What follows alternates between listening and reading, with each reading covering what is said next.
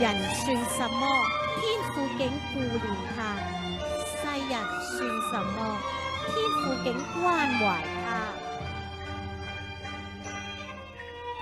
人自海沙，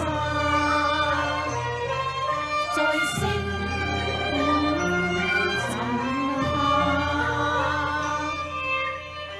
天際茫茫，人小如海沙也，仍被眷顧在神憐憫下。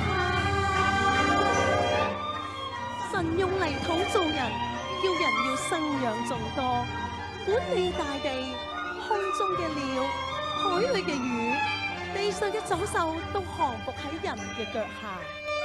天際正無言，卻訴盡神